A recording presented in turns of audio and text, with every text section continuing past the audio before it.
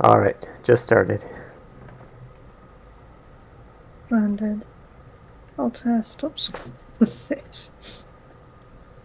History repeats itself in more ways than one by Friendly the Flower. Chapter of laptop work. Chapter 1. A familiar crossing.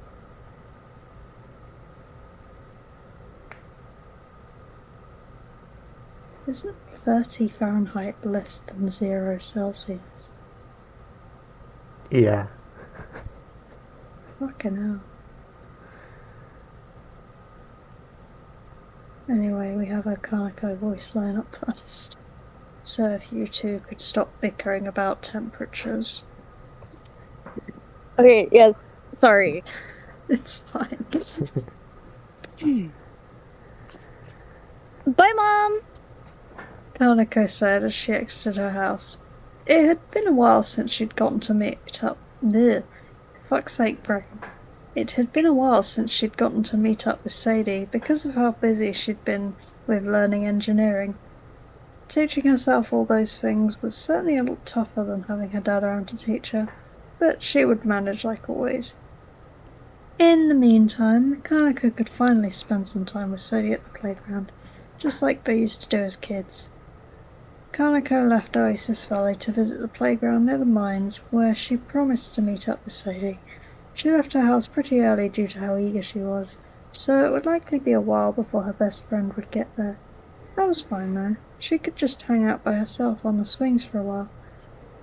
Kaneko continued walking towards the playground, but then stopped as she noticed a cowboy-shaped figure walking towards her. It's Starlo. Clover had finally just exited the mines. He just got out of a frustrating encounter with that weird dancing guy, where he just couldn't get those stupid timings correctly, hurting his soul quite a lot.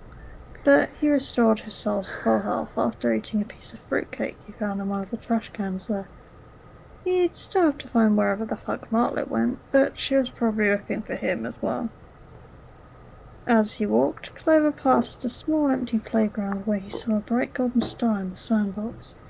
The cowboy walked over to the star and touched it before a fly popped out of the sandbox, shaking the sand off his petals.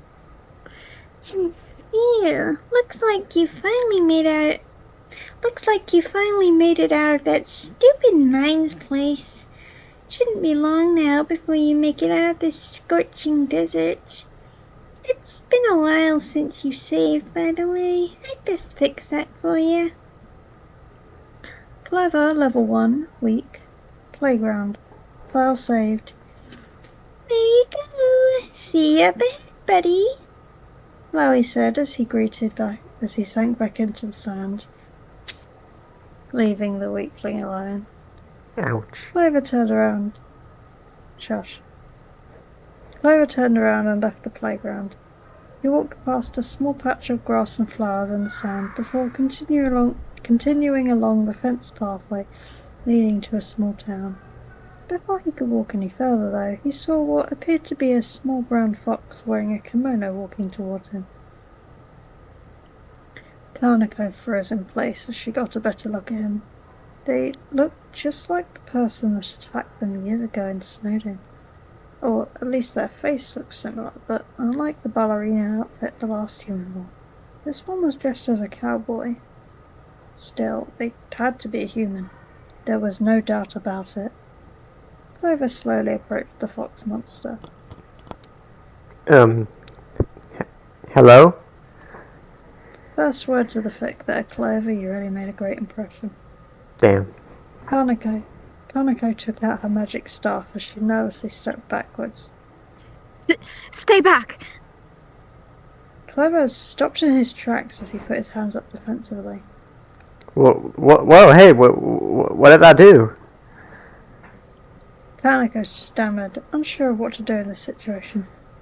Ever since the Snowdon attack, her father had always told her that humans were dangerous and cannot be trusted.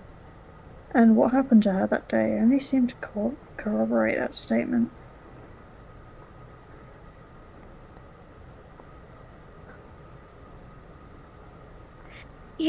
You're a human. Someone just like you. almost killed me. I don't know what you've done, but I won't let you hurt anyone else. Kanako said, raising her staff with a fearful expression. Clover slowly approached the monster, trying to choose his words carefully.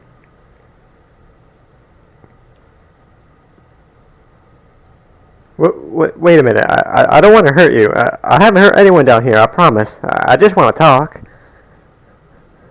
Kanako panicked as she sent out a large magic fireball from her staff directly at Clover, engaging him in a fight. He yelped as he jumped to the side, dodging it just in time. Well, wait. I don't want to fight. The brown kitsune was both scared and confused at the same time. She expected the human to just drop the act and try to kill her, but they were still trying to act peacefully. She couldn't understand, but her father's words of not ever trusting humans still rang in her mind. She couldn't trust them, no matter what they said to her. Since Kanako had already used her turn, it was now Clover's turn. He used it to check the box. Kanako. Attack 16, defense 16. She's scared of you. She was even more perplexed that he didn't even use his turn to fight back. Not even a little. A few tears left her eyes as she angrily looked at the cowboy.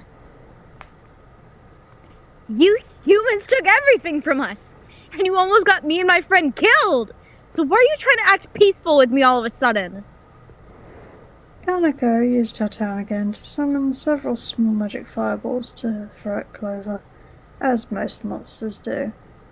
He swiftly dodged all of them, narrowly grazing a few. That would get him TP in a different game, but not this one.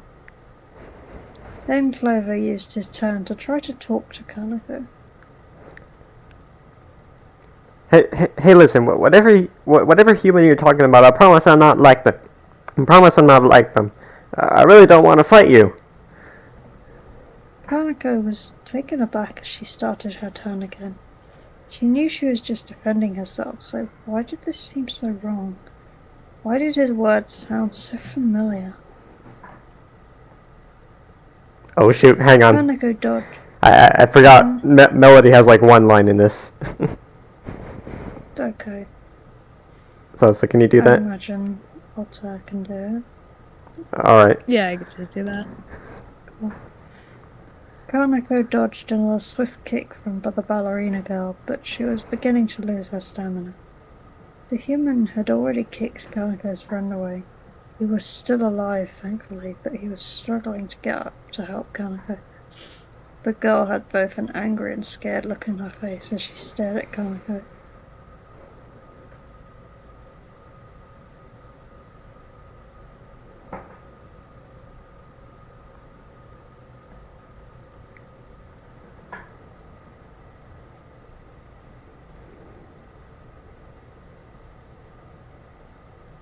Where are we?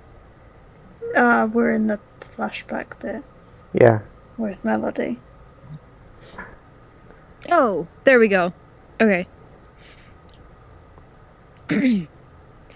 You monsters are all the same. All of you have attacked me, trying to take my soul. Kanako raised her hands defensively as she stepped back in fear. We're not all like that, I promise. I really don't want to fight you. The human looked both afraid and confused as she looked back at the vampire monster that she'd kicked down, and then back at Kanako. Unsure of what to do, the human felt her legs take over as she began running away, leaving the fox behind as she sighed in relief before running over to help her cloaked friend to his feet. Kanako froze in place again, this feeling all too familiar to her. Why was this human trying to be nice to her? She just couldn't understand. From the facial expressions they made, she couldn't see a hint of malice in their eyes. Just what was she doing? Kanako stepped back. I... Both scared and confused, she felt her legs do all the work as she turned tail and ran away, ending the battle. Clover brushed himself off as he looked at the monster running away from him.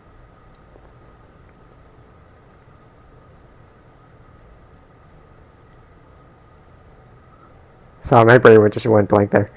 Alright. Hey, wait! I just want to talk! He said as he began running after her. Clover couldn't tell what, but something about her made him want to reassure her that she wasn't harmful. Kaneko ran through Oasis Valley as fast as she could. She couldn't go back to her house, not with the humans so close behind her. The kitsune ran out of the small desert town and began fast approaching a sand bridge leading to a cave. There was no way the human would find her there, she thought. Clover even, looked around as he entered the town before he spotted the fox monster leaving for an exit on the other side before running after her. Kaneko ran onto the narrow bridge, eyeing the entrance of the cave. However, she didn't watch her step, causing her to trip while on the bridge. She fell off the side and landed in a ditch about 20 feet below. She hit the rocky bottom with a thud as she yelled in pain. Kaneko tried pulling herself up, but realized her ankle was sprained. She held onto it as the searing pain coursed through her. She didn't know what to do now. She was stuck down here with no way out, and no one was about to find her and help her. And the most likely person to find her would be that bloody human. Seeing how vulnerable she is now, nothing would stop them from killing her. So this was their plan all along, huh? Just act nice with her and then kill her when her guard is down or when she's vulnerable. And the worst thing is, it worked. Kaneko let out a whimper as she thought she would die, either alone in this ditch or by the hands of that human. She cried, wanting to see her mother again now more than ever. What happened to her? Clover exited the town and looked around when he saw a small bridge leading to a cave. Maybe she hid in there, Clover thought. He ran onto the small bridge, watching his steps so he wouldn't fall. See, that's how it's done, Kaneko. But then something compelled him to look down conveniently where he saw the same fox monster stuck in a ditch below the bridge. She seemed to be hurt as well, since she was simply struggling to climb up. Kaneko looked up conveniently and saw the cowboy staring down at her. So, this was it then. She closed her eyes, waiting for the inevitable. Hey, are you okay? Clover called down to her. Kaneko opened her eyes and looked at the human with a confused glance. Were they really, seriously still keeping up this facade, or...? Wait, hang on, I have an idea. Clover said as he took out some lasso rope that he'd brought with him from the surface. He held on to the end of the rope whilst throwing the rest of that down the ditch right next to where Kaneko laid. Here, just grab this rope and I'll pull you out. Kaneko was shocked. She couldn't believe or understand why this human was actually helping her. But she hesitantly grabbed the rope, hoping the human would actually keep their promise and pull her up. Amazingly, once she had a good grip of the rope, Clover did indeed begin pulling her up. She was certainly heavy. Well, duh, she's a person. So Clover had to use all his strength to pull her out of the ditch. Meanwhile, Kaneko climbed up the rope to help speed things up. Finally, she grabbed onto the edge of the bridge as Clover knelt down in front of her. Something in Kaneko feared the human would use this chance to push her back down the ditch and kill her, but they just didn't. Instead, they grabbed Kaneko's arms and pulled her up while she hoisted herself up at the same time. He pulled her a bit too hard for her, however, as she accidentally fell on top of him. Because cliché. Clover froze wide-eyed as he looked directly into the fox girl's face, who had ended up directly on top of him. And she also got a good look at the human's face for the first time, which had previously been partially obscured by his cowboy hat. Kaneko realized she was staring before snapping out of it as she quickly rolled off of Clover, trying to suppress the small blush on her face because of course. Then she tried standing up, but forgot her ankle was sprained and yelped in pain as she fell back down.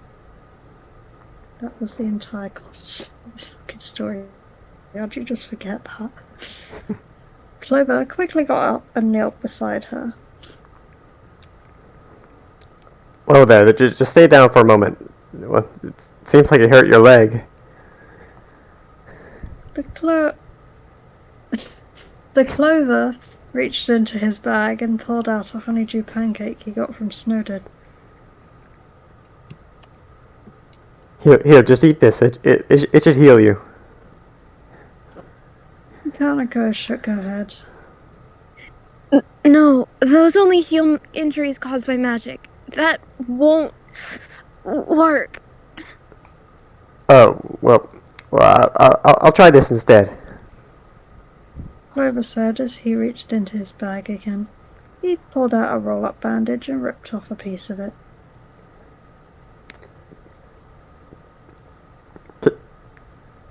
Can you tell me where it hurts? Kanako strained as she pointed to her leg. Down there.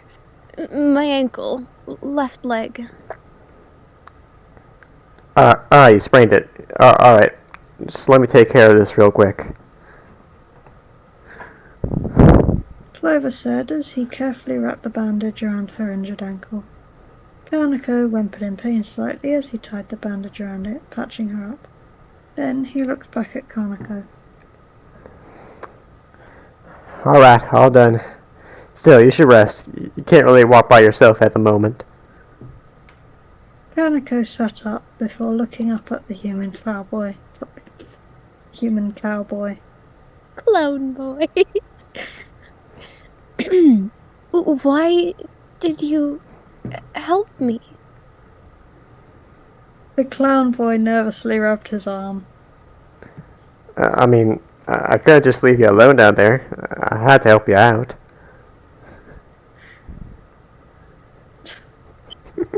Kanako looked at the ground, still in disbelief. I can't believe it. You're a human. I thought that all humans wanted us to suffer and die. Clover looked down at her with sympathy, despite the casual racism, as he knelt next to her. Well, I certainly don't. And not all of us do. You said you had a bad encounter with a human before, right? Well, I promise we're not all like that. I mean, sure, humans do a lot of bad stuff, but we're also capable of doing so much good as well. Kanako looked at the human in awe when the realization hit her, and then she began crying, wiping her tears away with her hand. Hey, what's wrong? Kanako sniffled as she responded. I attacked you, and you were only trying to talk me down. But I didn't listen. Hey, look, it's alright, really. I get you were scared and all, so it's fine. The brown fox shook her head.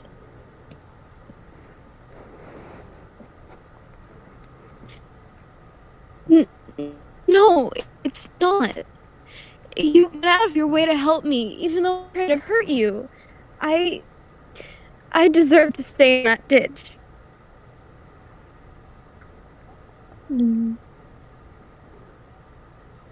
Clover hugged her, trying to calm her down from her frankly ludicrous assertion. Hey, now, don't say that. I won't hold it against you, really. And don't hold it against yourself, either. More tears fell from her eyes as she hugged the human back. I'm sorry. It's fine, I forgive you. The two of them pulled back from their hug before looking into each other's eyes. Clover realized she was staring, and then quickly averted his eyes, his face blushing slightly before Kanako did the same.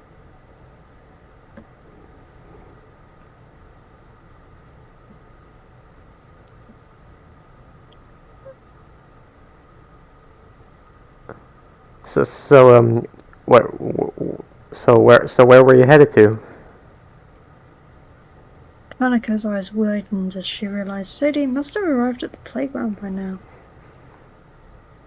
Oh, well, I was supposed to meet my friend at the playground just outside my town, but I can't really go there now because of my condition. I'll have to let her know I couldn't make it later. So you want to head back home then? Clover asked the fox monster. Kanak slightly nodded. Yeah, I hate having to ask so much of you after what I did, but can you help me walk there? Yeah, of course I will. Clover answered as he went over to Kaneko to help her to her feet. Kaneko put most of her weight on her, thankfully mostly uninjured right leg.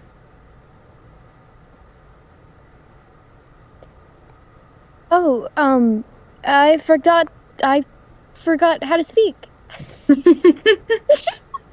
As you Forgot. do. Okay, let me take that again. Oh, I forgot to ask what your name was.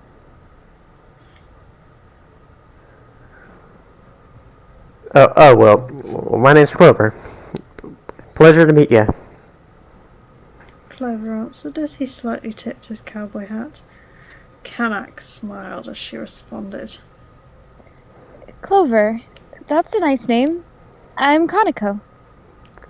Nope, you're Kanak. Well, that's a lovely name you got there, Kaneko. Not Kanak. Fuck you. Clover said, unaware of the apparently obvious flirt that I can't tell as a flirt he just made, which he will then realise about a minute and a half later.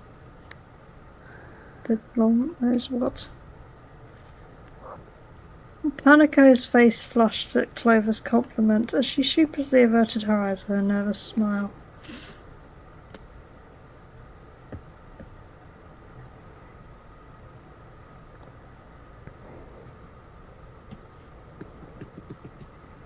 Thanks, Clover.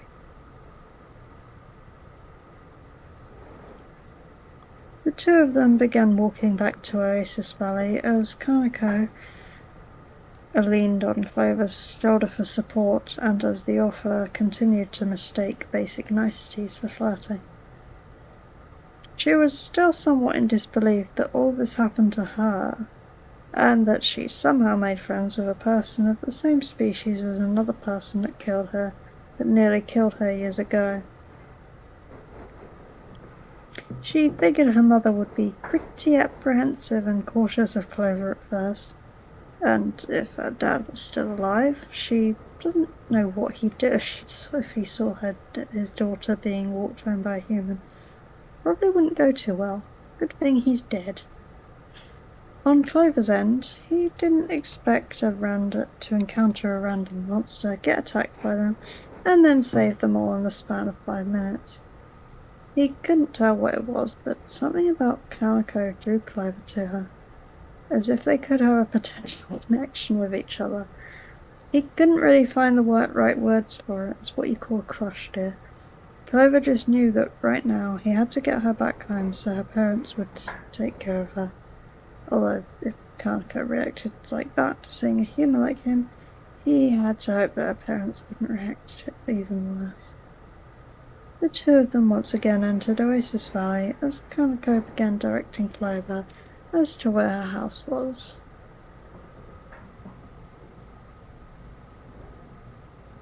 Oh, don't worry, they'll kiss, trust me.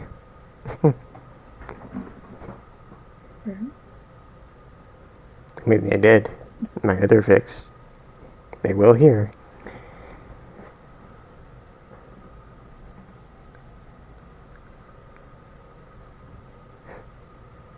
Yeah, I know, right?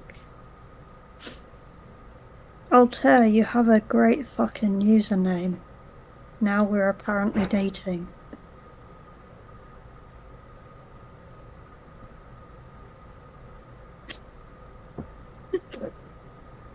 No, this is how Lucky Patch happened. Clover was just like, that's a cool name. And Fly was just like, you have a plant name? Yeah, liking someone else's name automatically makes you like them romantically. I like my own name, so that means I like myself.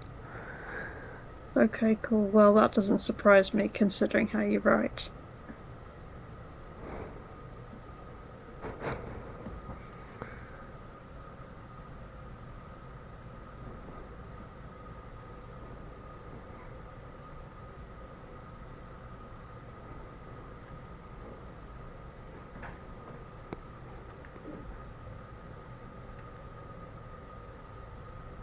What?